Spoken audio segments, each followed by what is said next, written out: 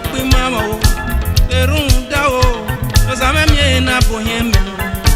berunda o no same mi na boheme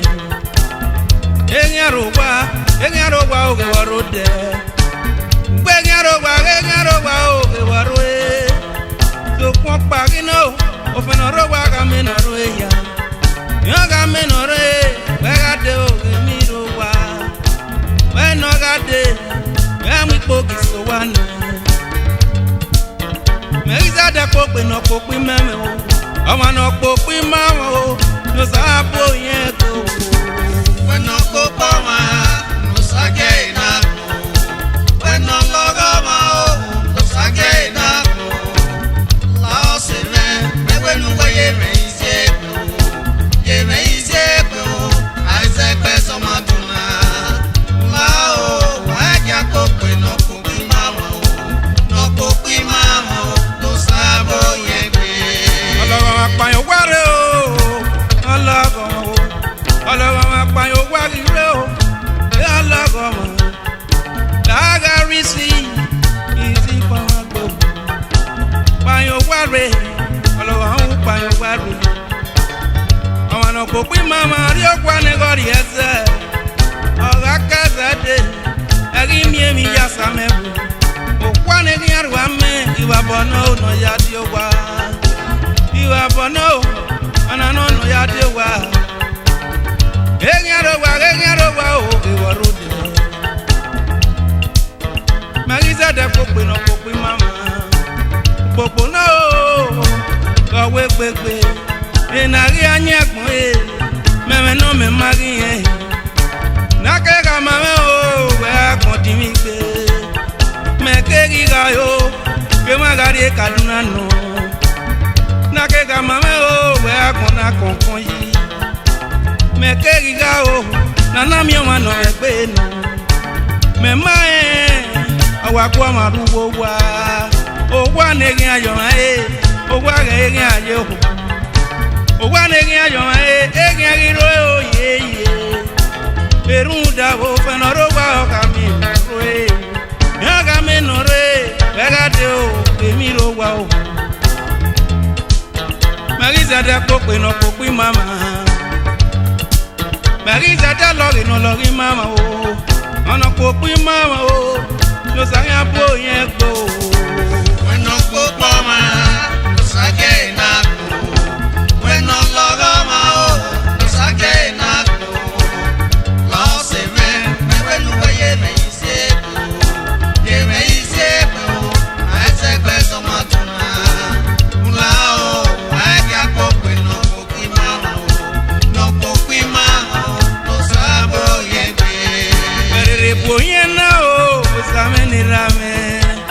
Berere poyena o obegya mabete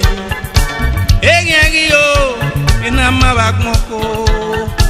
Egyagi o ina yusiko Me wegyagi o ina mabakmona yo O wegyagi ma agima o ye Agarra magwa inona magagiro Ogabiro matoe inona magagiro Agarra magwa o agima o ye Benena roma wa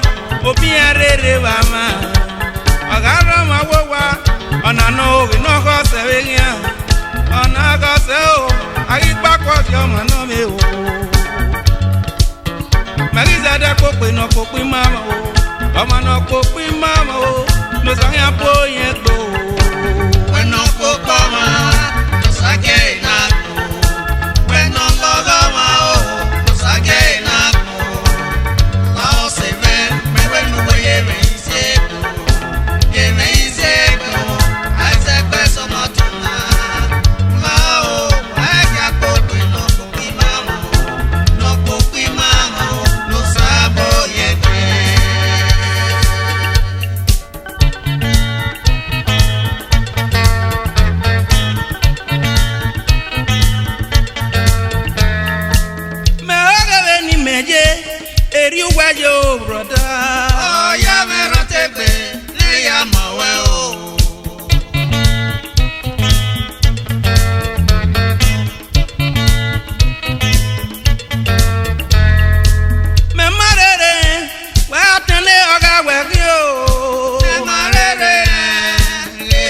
boye o.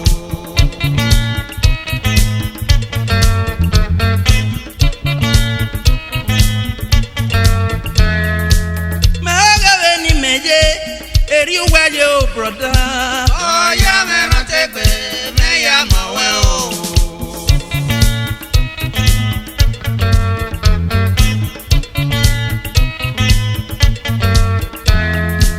Me marere o,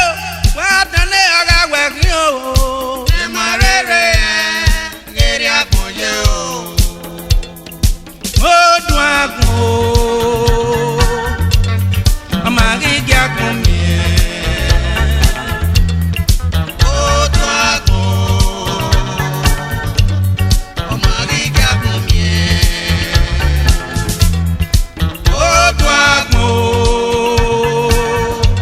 Irokpa magi giamie,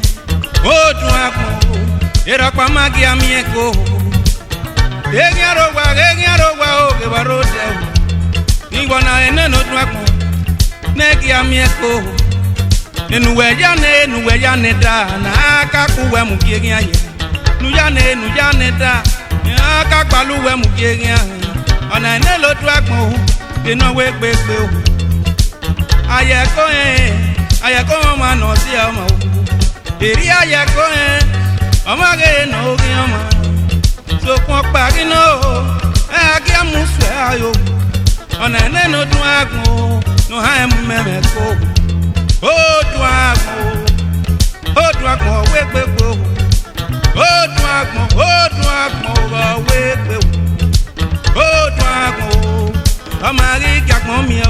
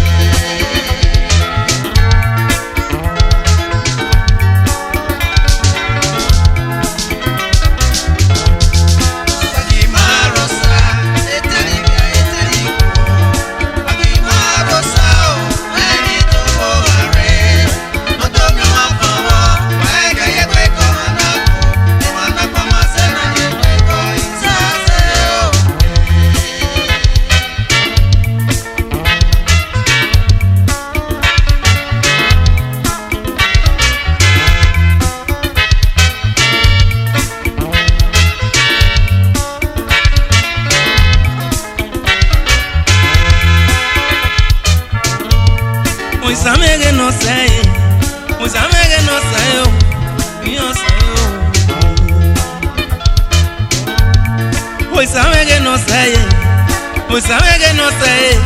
your pass every day. I expect a manako, Papa Bumba me a wokie, and I expect a manako, if I papa be wokie. Now I leave disappointed on an agimia baba wokie. In a makena some mama, they wokie. You are not come at any. Now you pick up. You are not come back again.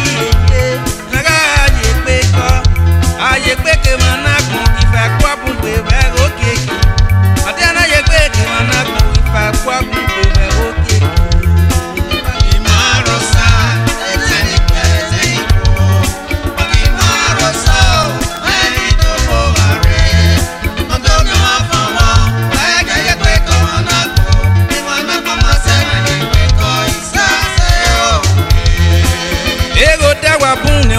mana sana ye pe ko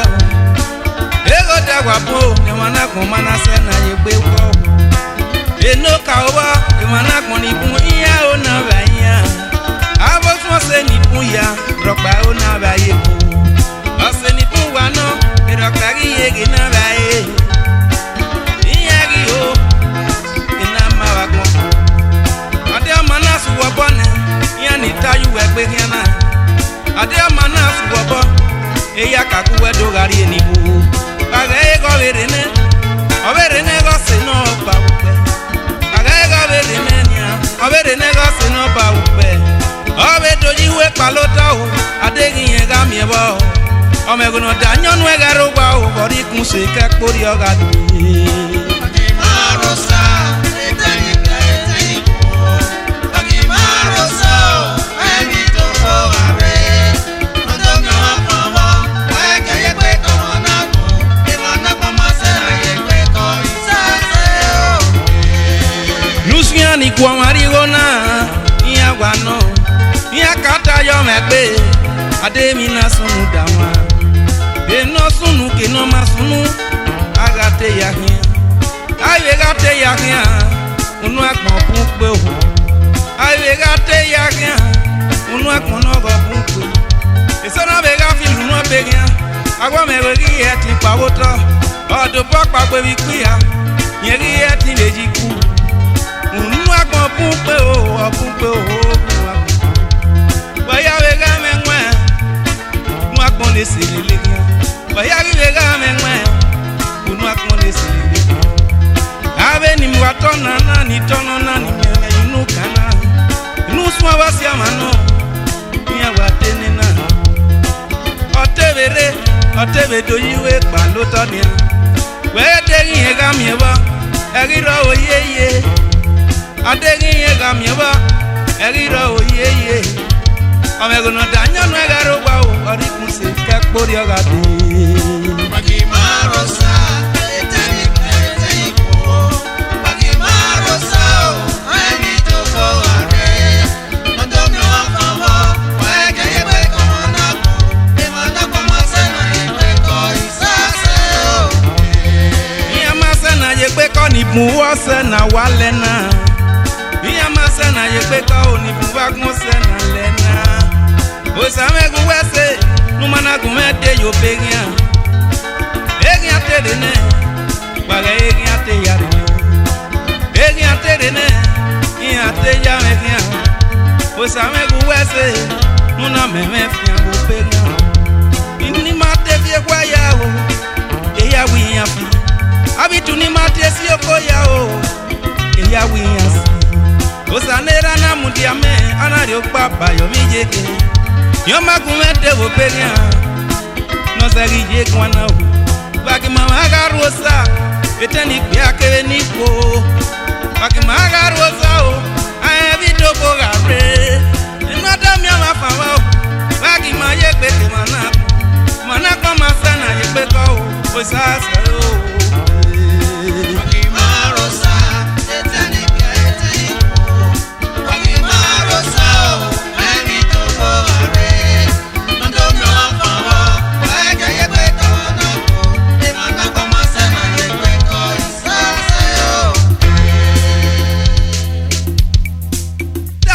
dagbo re no isanera pe me ayi ayo ye pe na to dagbo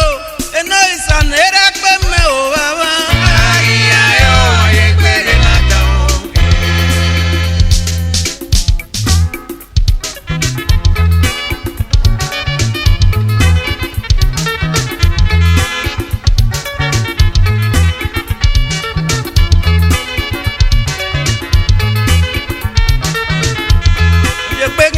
ye pe nya aye pe ri na dada aye pe nya na o aye pe ri na dada wa dogun mozo no sanera pe me o wa do ga pada no sanera pe me awe ni ya ka lo pe nya awe ni ya ka le tin ye pe ya ni ya ka le tin ogun ni ya ka le tin go ye pe ya eni ya ka li pe ni ye kalimu ya yipe ya owe mega twanane mega mama owe mega twanane mega mi adokman urupana we nya ya rumbu ya moba sanera de ya yo urupana nya rumbu ya moba usame de ya yo egi sati o robagi meti be bima egi sati robagi meti be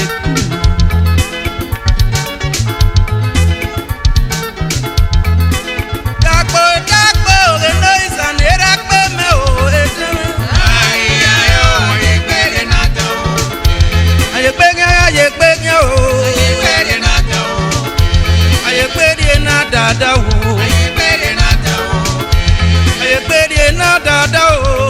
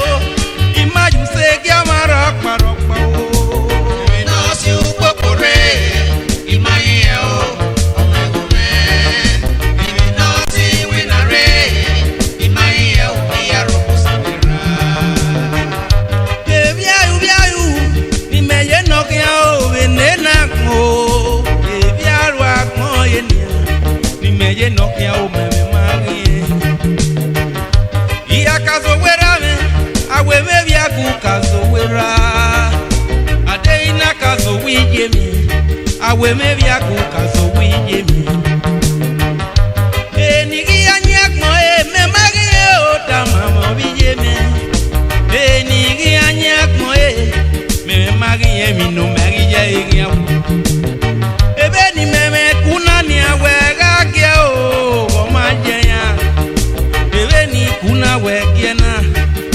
ma jebi akpon verio e o muria wana mo bo wa yo wa verio e mi na muria wa kuno wana mo bo wa yo wa ni mu e me maria goma o magaria mo go me no da me o me materia goma o magaria mo go me no da me e ima yusenia me ma yuse ke amaro paro pa o no su kokore imai o ome ibi no si winare imai o mi aroko sadira Ingwina pupenia no sunu dama o no sakye akmo Ingwina wugata no negia mama o Oisa nerame me mwakmo me nu enuga pa oge me mwakmo me yuwo po baba nuga pa oge o nerame o Lunguta no nania imegizo wese boye Uwese orame Nuna mieme fan vipaba Eh, me mayuse que amara parokpa o no su kokore imai o ome ibi no si winare imai o mi aroko sadira Wagi si kwakore me magi eta mame gobiye no su kokore imai o ome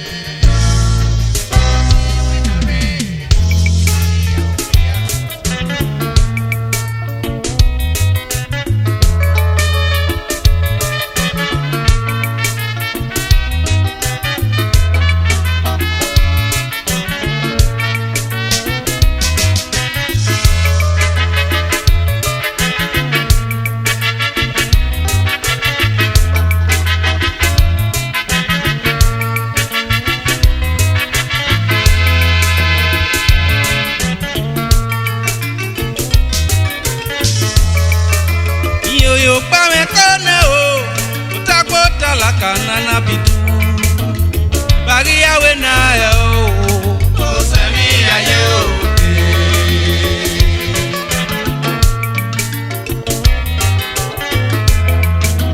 Okwo na kmofia me Wa madoge wa samekle Ima egeri akmonje o Sanira me weme dude o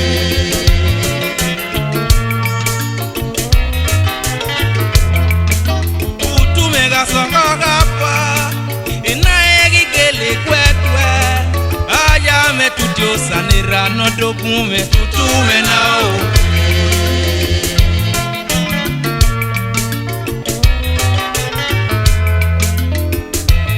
Akmono akmo we pepe ni me ya kokia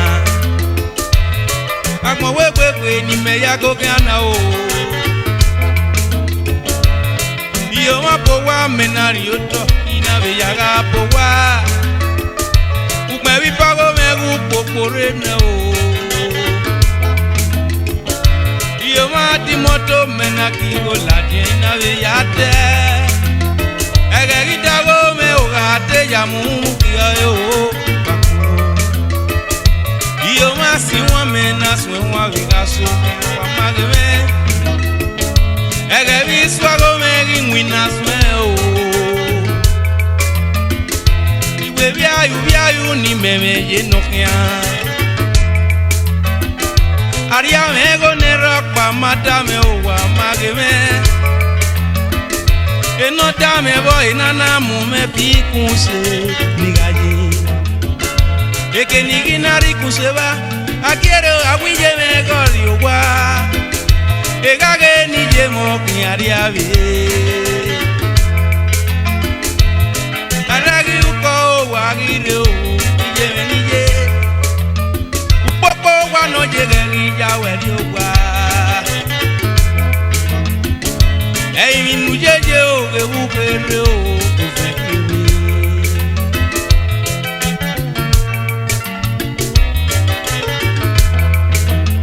Yo pa me kone o Otakota la kanana bitu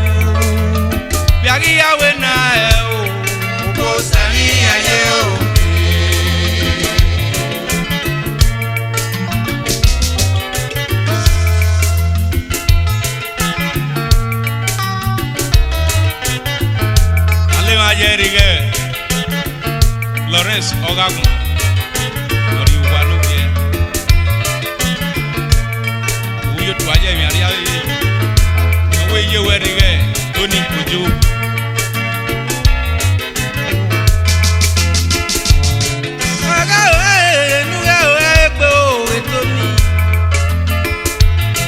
Eri aje oge ne wako Agbon wepepe ni me ya ko kiana o Emi negi jamano ni bi agbon wo ma yo Ya ga bi ba ya ma yo ade uwe ga mi ambi Agbon wepepe ni me ya ko kiana o Mego nero paro mate dame gbe Ina dame bo ina na mu me fi kun se Nigaje Eke ni ginari kun se ba ga kiere o ga wije me gori o wane E ga ge ni je o kin ari ave o Ugu yo tu aja in ari ave o ije me ni je me o Agbawe pepe ni me yako kiana Utume ga soko kapo Ina egi kele kwetwe Aja me tupo sanira no dokume Utume na oke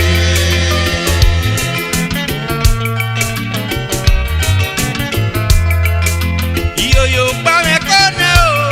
Mutakota la kanana bi Bagi yawe na o Sani aje o Bagi yawe na o Sani aje o Bagi yawe na o Sani aje o Obo isane mi aje nia O Sani aje o Emwe mi aje sane rapo O Sani aje o Obawe o ne mi aje o baba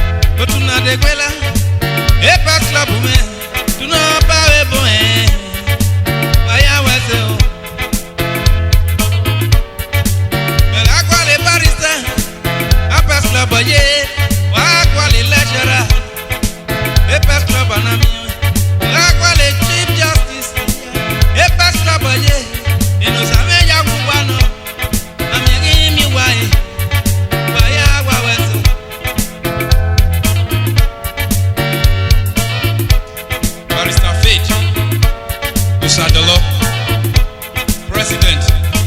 the best club of Nigeria.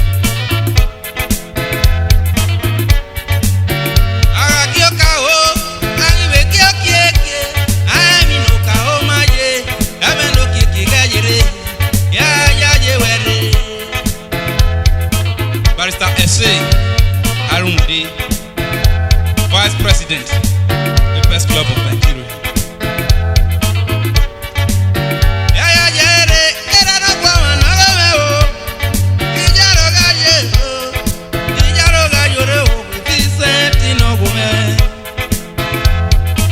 Vincent Uwadea,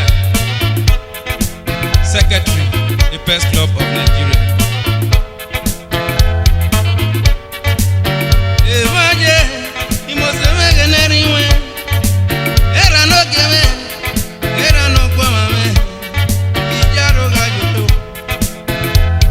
Dr. Imande, Assistant Secretary, the Press Club of Nigeria.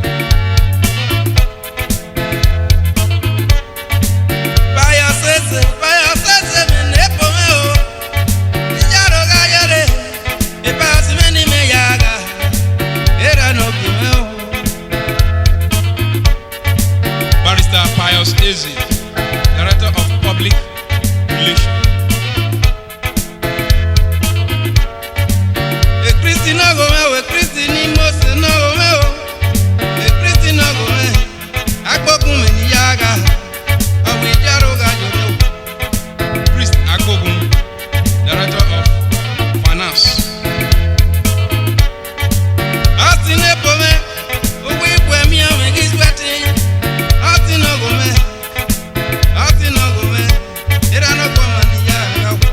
Austin Egobami, Director of Treasury.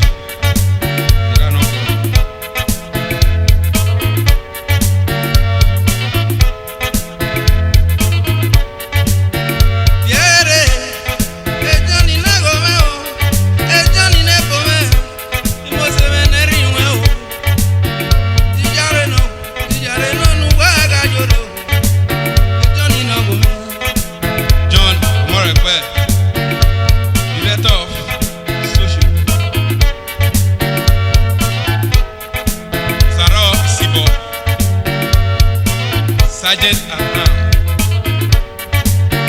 I'm making me one, no. I'm making me one, I'm making me why. If I got you for my he said, yeah, for my Sameya any man. Oh, I'm making me my.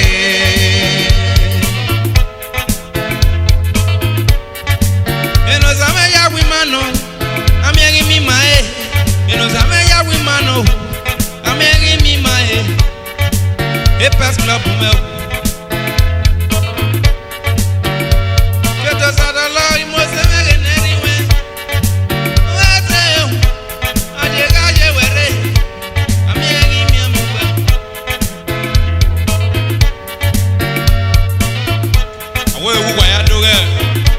Elvis Amerigi.